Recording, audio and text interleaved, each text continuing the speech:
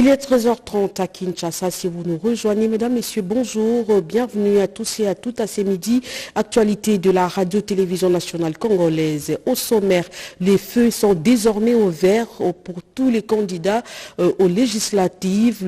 La Commission électorale nationale indépendante a ouvert depuis ce matin grandement le porte de bureau de traitement de réception des candidatures. 171 BRTC seront opérationnels jusqu'au 15 juillet.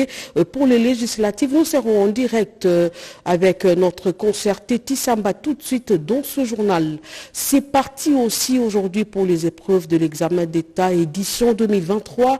Plus de 8000 centres ont été aménagés pour recevoir plus d'1 million de finalistes des humanités. Les coups d'envoi des épreuves a été donné depuis Mbujimaï par le ministre de l'enseignement primaire, secondaire et professionnel. Les déroulements de ces épreuves à Kinshasa comme dans d'autres provinces à suivre aussi tout de suite dans ce journal. Fini l'obscurité, le quartier Nguina Télévision dans la commune de Lantsele sera bientôt éclairé. Une cabine électrique va bientôt être posée dans ce coin de la capitale. Vous suivrez la joie de la population de cette partie de la capitale aussi tout de suite dans ce journal. Voilà tout pour les titres, mesdames, messieurs.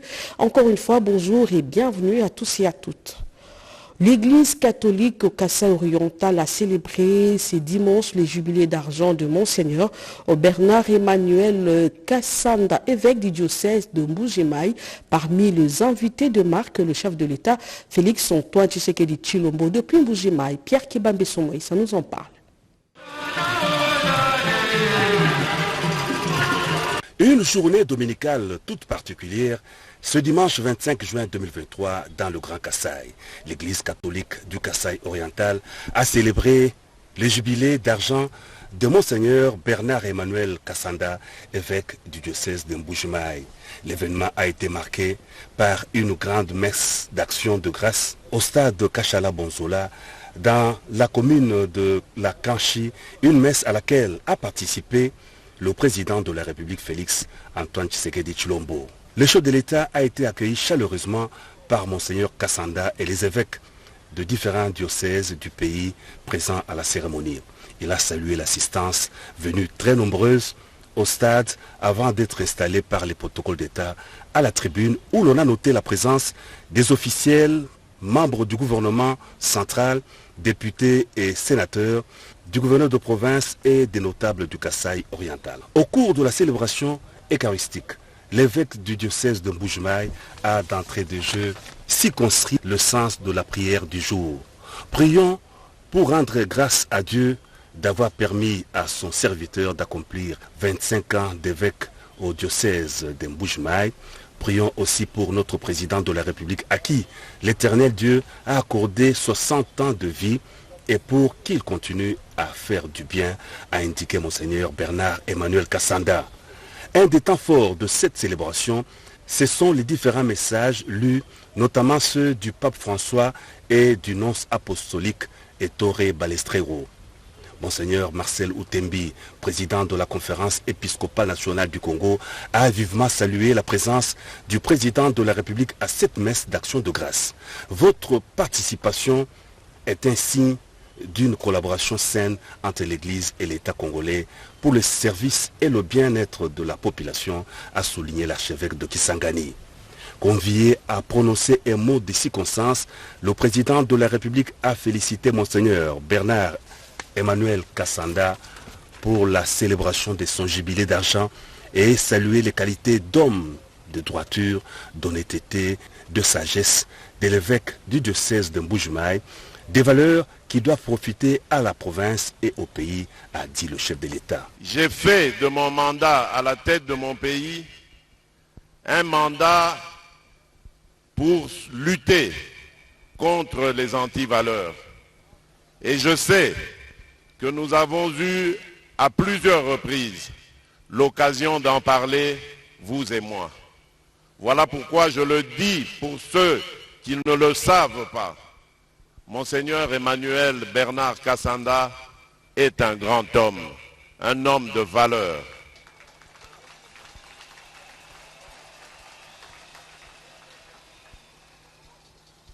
je compte sur vous, comme je le disais, parce que je rêve d'un Congo meilleur. Depuis que je suis arrivé à la tête de ce pays, je me suis rendu compte de l'immensité du gouffre dans lequel ce pays se trouvait. Et je dois m'appuyer sur des hommes et des femmes de valeur, des hommes tels que vous, pour réussir ma mission. Permettez-moi également, Monseigneur, de remercier et de rendre hommage à Monseigneur Marcel Outembi, ici présent, pour son discours et ses mots aimables et encourageants à mon endroit et à l'endroit de l'État congolais.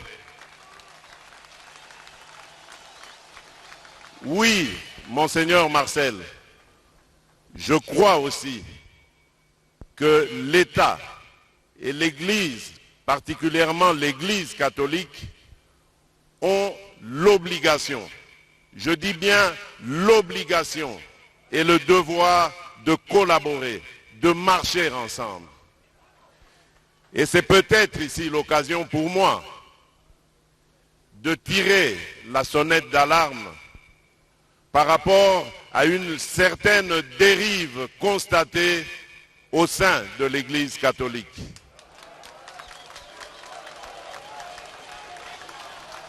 Une dérive que je qualifierais de dangereuse, surtout en cette année électorale. L'Église doit être au milieu des villages. Ici, je serais tenté de dire, l'Église doit être au milieu des Congolais. L'Église doit demeurer au milieu du village, prêcher l'amour, l'unité des Congolais. Garant de la nation, de l'unité nationale, le président de la République a indiqué qu'il n'acceptera jamais toute dérive en matière de sécurité du pays et visant à désunir le peuple congolais. Au nombre de cadeaux remis à Monseigneur Bernard Emmanuel Kassanda, l'on retiendra les dons présidentiels et une Jeep 4x4 dont les clés ont été remis personnellement à l'évêque de Mbuji-Mayi par le président de la République. Et le président de la République a, à l'occasion de ce grand événement qui a réuni tous les fils et filles de 4 coins du Grand Kasaï, a dit soutenir la collaboration saine entre l'Église et l'État congolais et réitérer son appel à l'unité nationale du peuple congolais. Suivez cet extrait. Monseigneur Marcel, je crois aussi que l'État et l'Église, particulièrement l'Église catholique, ont l'obligation, je dis bien l'obligation et le devoir de collaborer, de marcher ensemble. Et c'est peut-être ici l'occasion pour moi de tirer la sonnette d'alarme par rapport à une certaine dérive constatée au sein de l'Église catholique.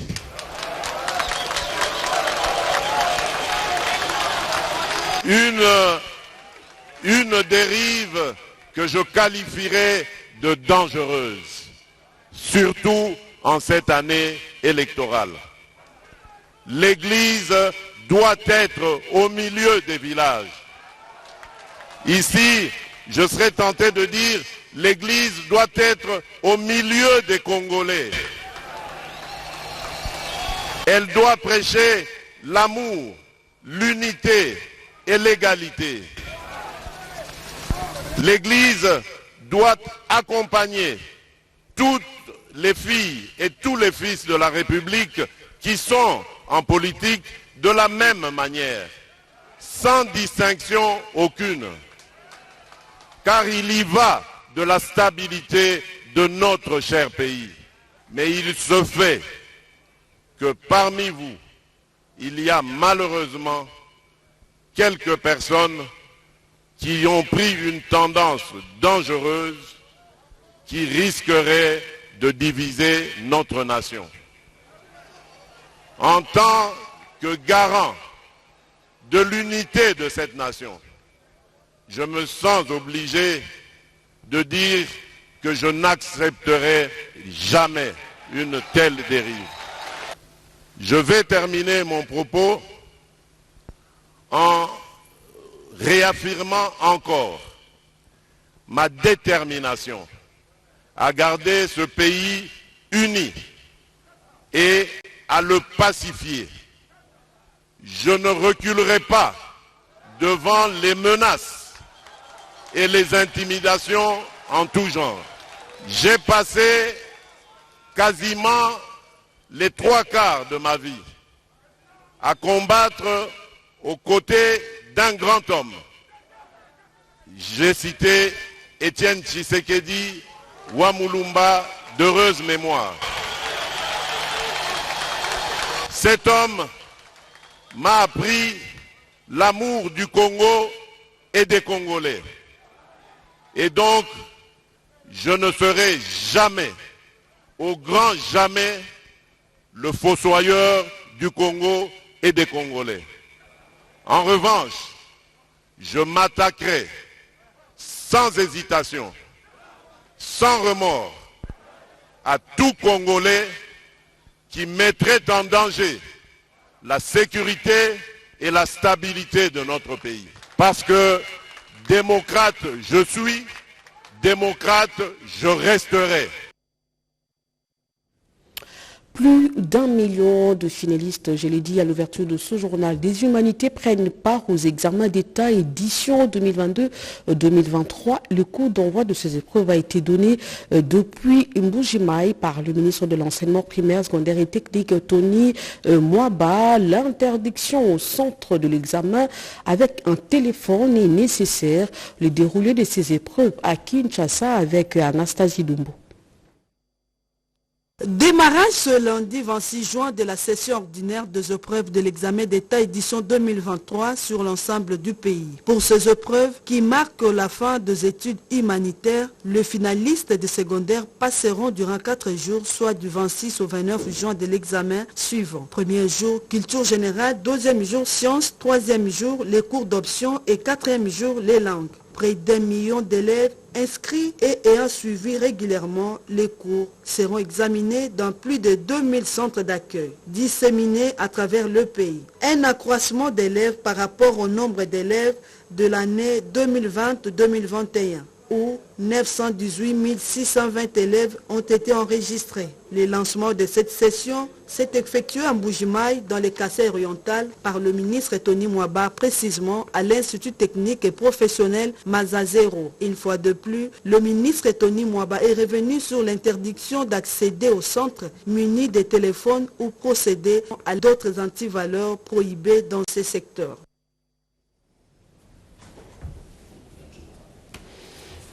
Nous allons nous rendre dans la province de l'Uturi, toujours dans le même chapitre, pour parler aussi examens d'État qui ont été lancés à Bunia. Junior Selemani.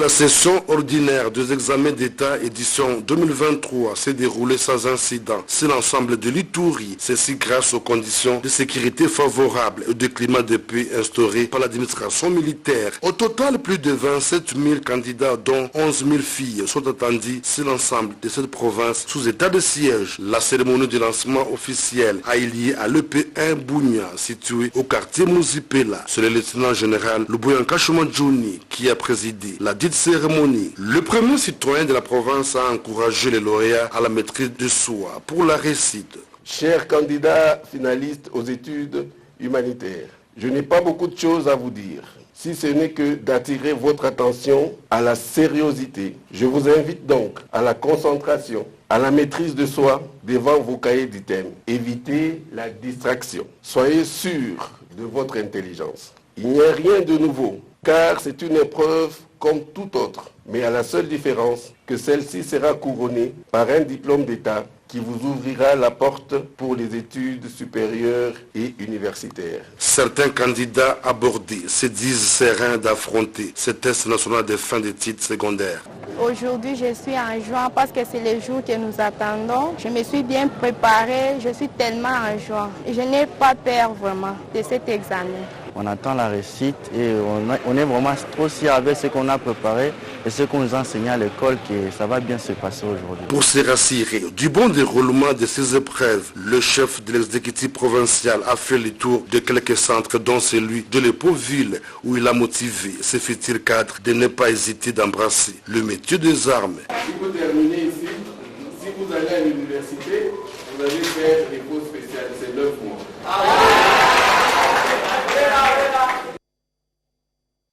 C'est au lycée d'Isanka dans la commune de Dibumba que les examens d'État édition 2022-2023 ont été lancés. C'était par le ministre provincial de l'Intérieur.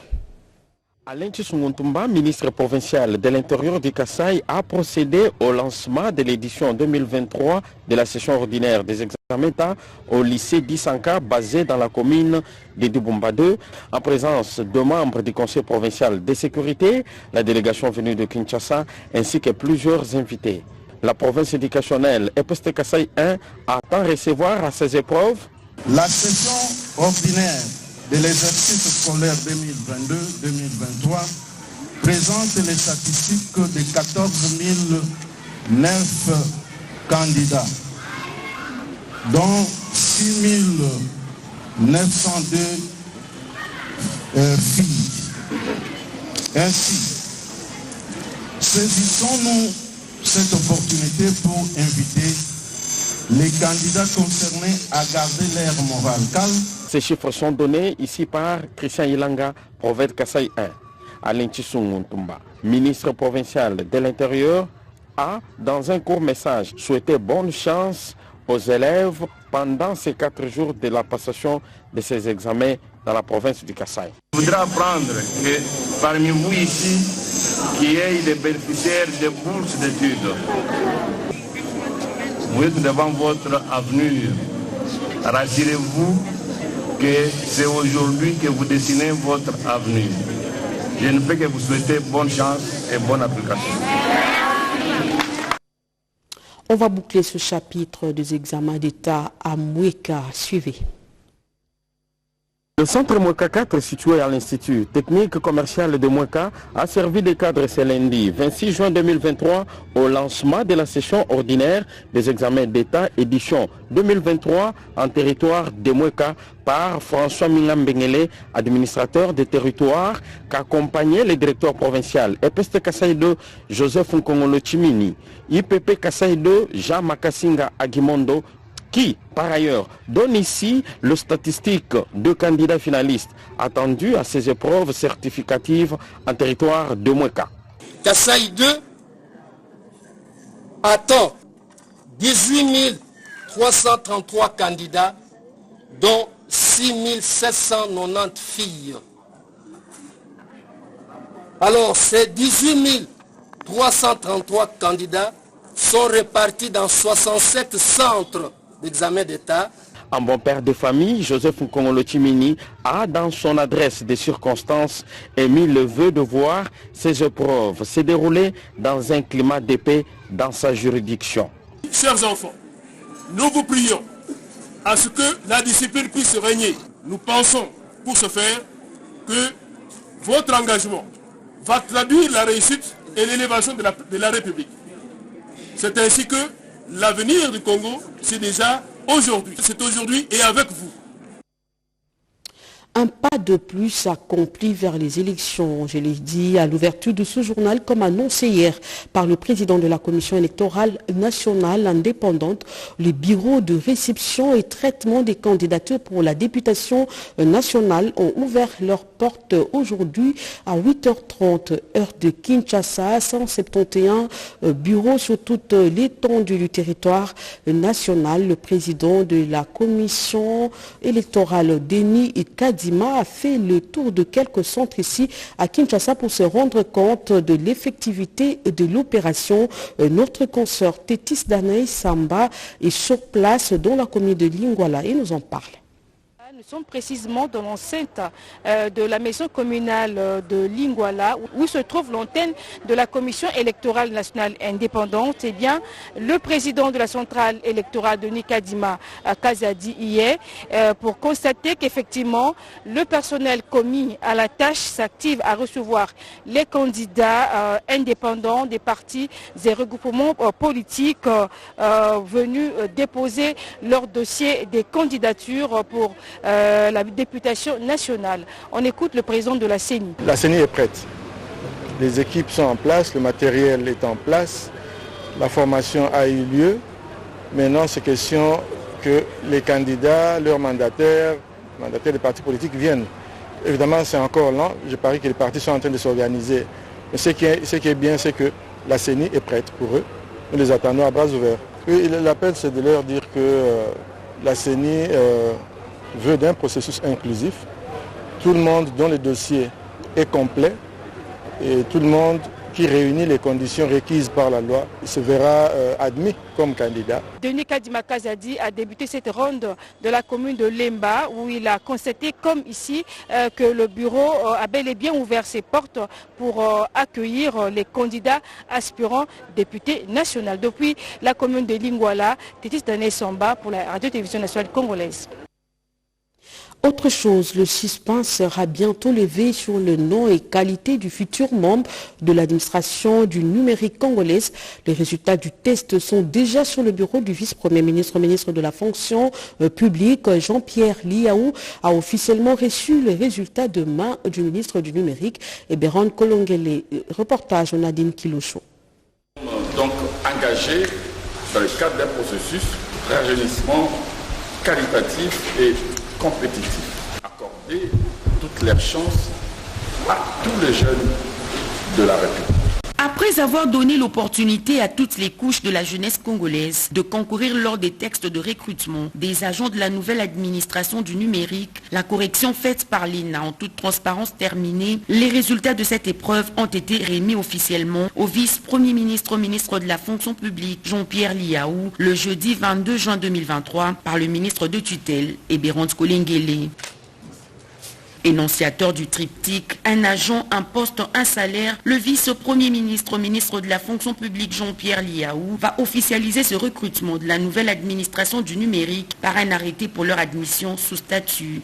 N'étant que la boîte postale, je ne pouvais pas garder ces résultats parce que l'acte final à l'issue de ces tests relève de la compétence du ministre de la fonction publique. Voilà pourquoi il fallait absolument se décharger de ce dossier en venant le remettre officiellement comme nous l'avions pris au début au patron de la fonction publique, ce qui a été fait. Dès cet instant, nous serons en attente de l'arrêté que prendra le VPM d'admission sous statut de heureux nominés, personnes qui ont réussi.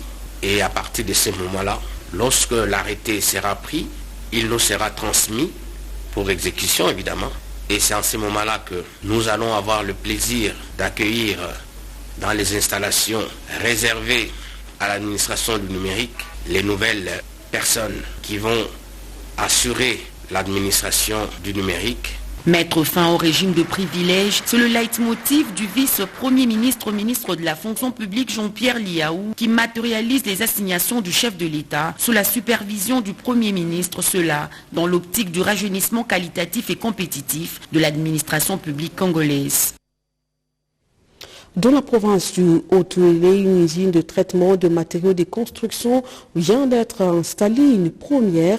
C'est pour apporter un plus dans la modernisation des infrastructures dans cette partie du pays. Le gouverneur Christophe Bassiane-Nanga qui a procédé à l'installation d'Amassé Soleke Solekaya Japani. C'est dans le souci de relever le défi monstrueux lié à l'extraction des matériaux de construction tels les moellons de qualité faisant cruellement défaut que le gouverneur Christophe Bassiane-Nanga décide d'ouvrir plusieurs carrières parsemées le long de la route provinciale prioritaire 413. Et pour leur traitement, cet arsenal moderne de concassage installé dans ces sites situés à plus de 80 km d'Issiro et qui tourne à plein régime. Outre la construction des dallos, sur l'ensemble des tronçons routiers réhabilités dans la contrée, la ville d'Issiro est la grande bénéficiaire de cette révolution de la modernité. Les moellons issus de ces carrières et parfois traités diversement sont utilisés dans la construction des infrastructures de toute nature. Et cette vision à boule de neige du pragmatique gouverneur Christophe Bassiananga fait doux à un architecte, Martin Akamouda Alegouma. Les moellons comme matériaux de construction très solides, plus résistant à l'écrasement, aux étampilles, au séisme. Il est aussi incombustible. Et surtout, c'est lui, le moellon qui est là, il est vraiment très solide. Et c'est un coup de chapeau pour le gouvernement provincial. On ne peut que mieux s'acclamer et voir vraiment l'objectif être atteint.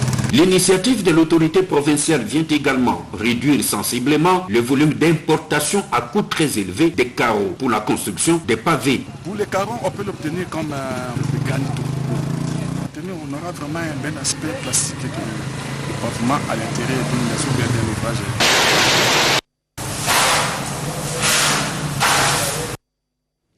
C'est la fin d'un calvaire aussi de l'insécurité qui persistait à cause du manque d'électricité. Le quartier Nguina Télévision de la commune de Lantélé est doté d'une cabine électrique pour la première fois de son existence. Les habitants de ce coin qui suivaient l'engin transportant l'espoir de toute une communauté n'ont pas manqué de dire merci au chef de l'État Félix-Antoine Tshisekedi Tshilombo. Les détails avec Gaëtan Magalano.